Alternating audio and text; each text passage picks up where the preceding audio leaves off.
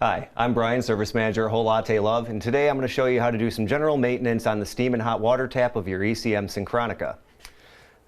Reasons you may need to do some maintenance are squeaks, leaks, little choppy action. Sometimes over the years of moving your wand back and forth while steaming, you're just going to get a little loose here. Wand may drop on you. So anything we do here is going to fix all that. Awesome. So we're going to start at your actual wand area here where it connects to the tap. Just need an adjustable wrench. Come right to this nut here, break it free. I notice you're being careful with that wrench. You don't want that banging into things. Not at all. Take a really quick, easy job and make it into a real big job of replacing a faceplate. Let's not do that. There is a spring in here that you're going to be fighting against, so if it's too tough to turn, you can try just grabbing it from the bottom of the wand and pushing up, almost like you're trying to lift the machine from it. Okay. And that'll take the tension off the spring, so you get all the way out. There's our little friend, the spring. And inside here we have a metal washer. Comes right out. And underneath we have this other gasket. It's a conical seal. It's flat on the top and it's cone-shaped on the bottom where the bevel of the wand sits. And in between that there's an O-ring. So this can be a little tricky to get out sometimes. This is a newer adaptation of the cone. The old cone wasn't quite as difficult to get out. You could usually set it like this on the counter and just press down. Oh, and push that one did. Like that. That one did. Yeah. So sometimes that doesn't happen. Just for reference, you may need to fight it a little bit. Just work really slowly with a screwdriver. Don't jam up because you don't want to scratch up the bevel, which I'll show you in a second. And you just go from side to side, rocking it up, and it'll eventually get to the top where you can push out like that. Okay.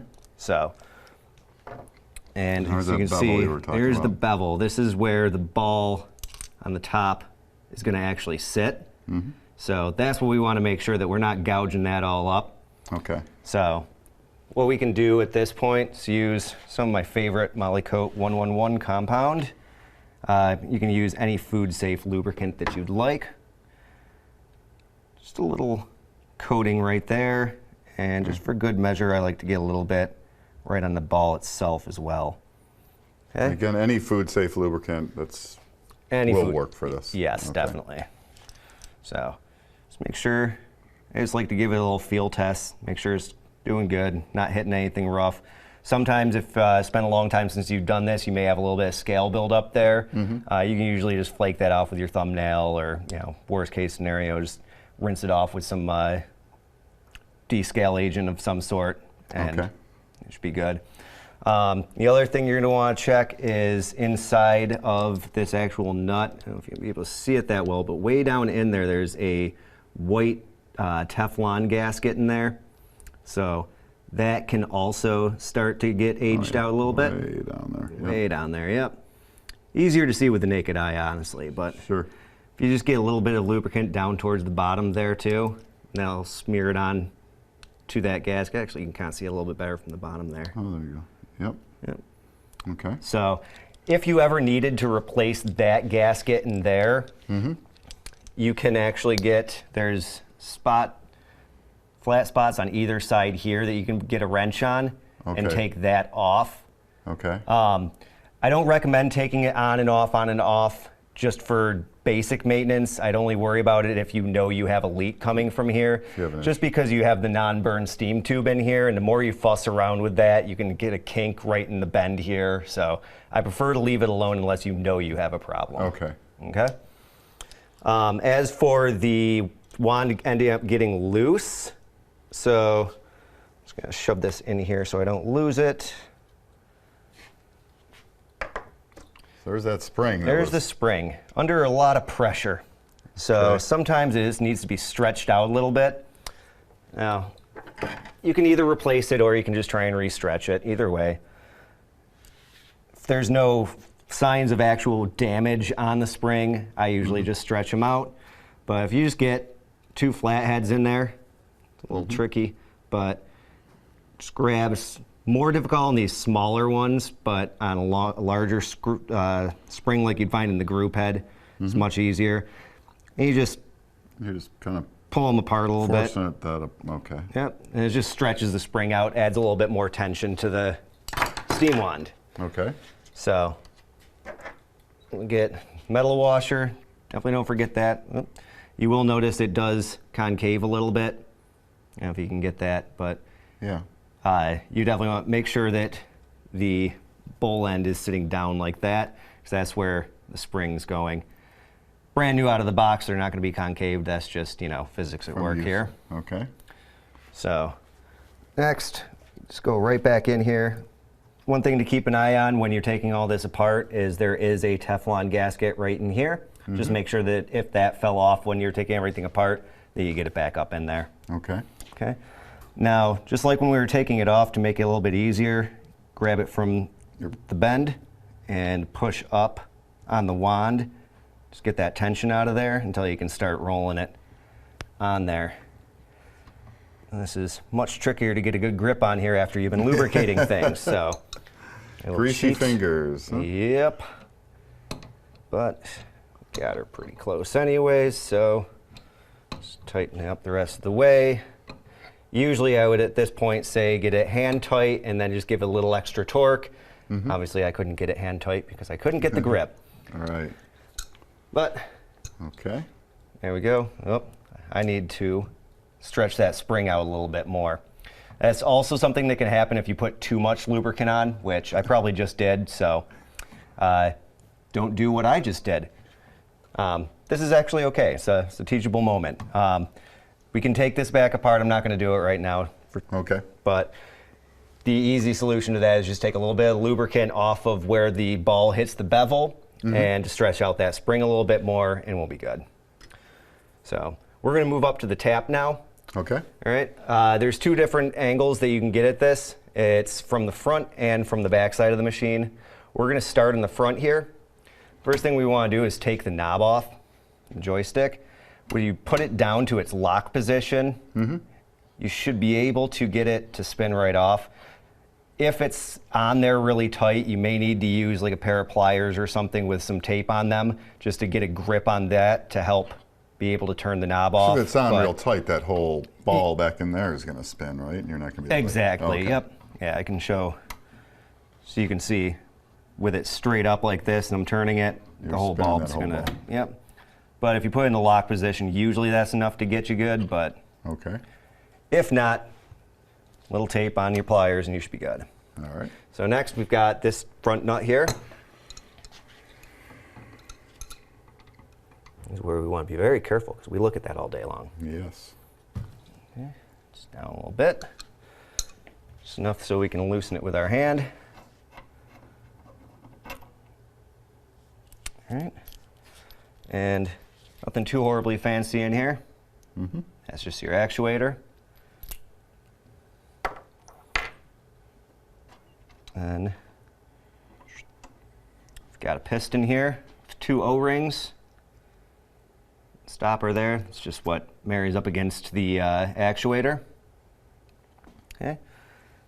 And come in here a little bit further. We've got a spring. Main thing we're looking for when we get to this end of it is just to inspect all of our O-rings, make sure they're not cracked or broken, make sure we got good lubricant on there. If you got a lot of squeaking going on, you can just take a towel, wipe all the old grease off, check for any little bits of scale or something that may be in there, and then just simply re-lubricate it, and then you can just put it back together. Now is that white? Is that old grease? Is that what that it's is? not old grease, no. It's just the grease. Just the grease the manufacturer uses is a little bit less opaque than mine. So. Okay. All right. So that's as much as you can get from the front side of it here. So I'm going to put this back together just so I don't lose any of my parts.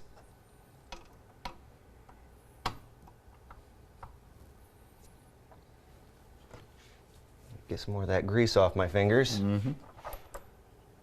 And I'm just going to put this back on here.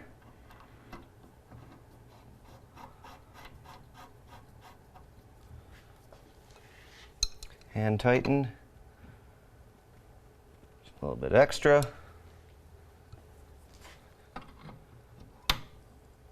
Locked position. And and screw it on just until I see it start to move a little bit. I want to over tighten it and make it harder for myself the next time. Okay. Now we're going to swing it around. All right. First thing you might notice is that the bracket is missing from right here. I took that off just so that my cameraman can see better. Not necessary to be taken off, but it does make it a little bit easier. All you gotta do is remove the two 3mm screws right here, and it comes right off. Because we gotta get in at those, huh? Yep, gotta get right here, gotta take off this fitting, and there's a brass nut in the backside there that's gonna come off as well. Okay. Now, you're gonna use a 17mm wrench or a adjustable wrench, up to you.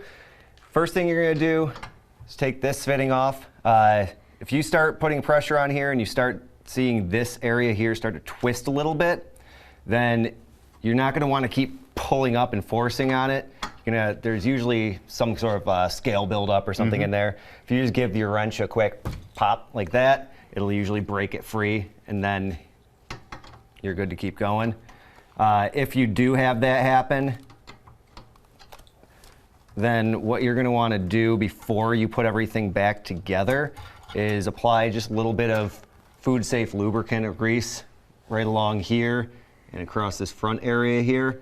That'll just keep it from getting seized up the next time you have to service it. So what we're gonna do is just move this slightly out of the way.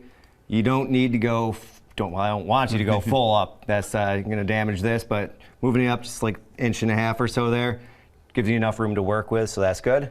And then you use 17mm socket. You can use the wrench, it's just a little bit easier if you have a socket. This is like a medium depth. It's not too shallow, but it's not, you don't need a super deep wrench. Okay. Just enough to get over that. Just enough to get over it, yep. Okay. And then just loosening a little bit until you see the wand start to dip on the front there. And then hold the valve towards the faceplate. Hold it steady and just roll this nut right off.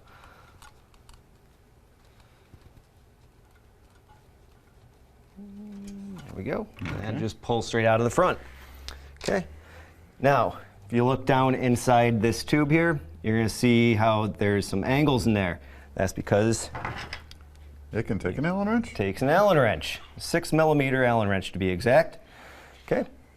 Now, these can sometimes be a little tricky just to get started. They should generally come off fairly easily. Worst case scenario, you may want to put it into a vise, but if you do, just use a lot of padding so you don't scratch up your valve. Yep. So what you can do, make it a little bit easier, lay it flat down, palm down, sticking up in the air, and just push down. Okay. Usually once you got it broken free, it'll come without much of a fight. Okay. And then once you get it all the way out, it'll pop at you a little bit because you got a spring in there. Okay. Okay. So you'll notice there's an O-ring in here. If you have a leak coming from the backside of the of the group, you'll see a little bit of water like pooling down right like that. A lot of times that's where your culprit is right there. That O-ring? Yep. Okay. And that's replaceable? That is replaceable, yep. Okay. And you'll see, got the piston in there. If your wand is leaking, this is where it's going to be leaking from. As in, if it's coming, you got constant drip coming from the tip here. And the same story with everything on here is exactly the same as on your hot water side. So either one, if you start having a leak, is going to be because of that gasket right there. You can replace either the whole thing or just the gasket. I usually prefer doing the whole thing. It's less of a fuss, much quicker and easier. So, okay. What you can do is once you got it open here, just take a brush or a towel or what have you, and just give it a good wipe out. Clean off any dust or anything in there. If you got a lot of scale in there, you may want to just dip it in some citric acid or other trusted descalers and just kind of clean it out some. Then wipe it off. Not going to go full gusto just for the sake of time, but what I always like to do before putting it back together, remember, we're pretending that this is a brand new piece here. You're right. Just a little bit of the grease right on there. Just helps prolong the life, prevent cracking, and just a small amount right there is fine too. Okay. Okay. And then goes right back in. Let me just get the orientation of that again. Oh, yeah. How you did that. Okay. Long end goes in. Okay. Okay. And my aim has not improved in the past 3 seconds. There we go. Okay. And then spring. And there like that. And then,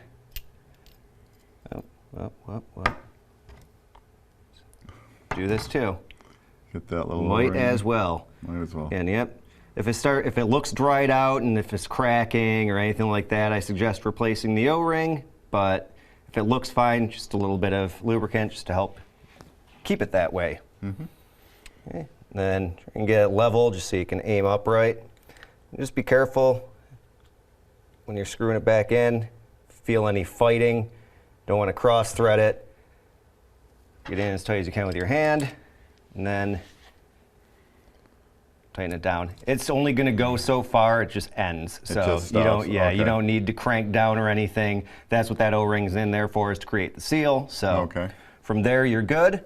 So at this point, we can just take it right back through. Grab brass nut.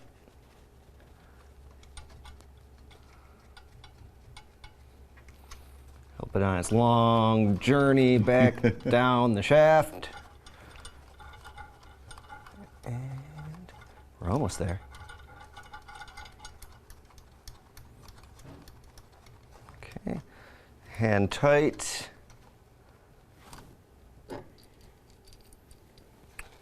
Finish it off. My wrench.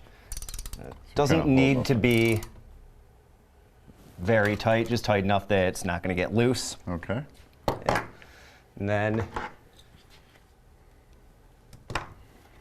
I personally, anytime that I'm removing any of these compression fittings, will put a little bit of fresh lubricant on there just so I don't have to worry about them sticking in the future. But make your job easier next time. Exactly. It is not a necessity though. So then same thing here. Just tighten it back down. And again, you don't have to torque on it too hard. A little bit, and then you're all set.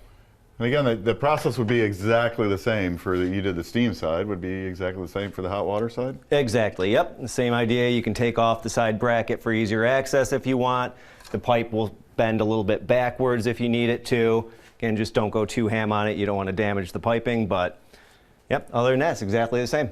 All right, Brian, thanks for taking us through that. My pleasure.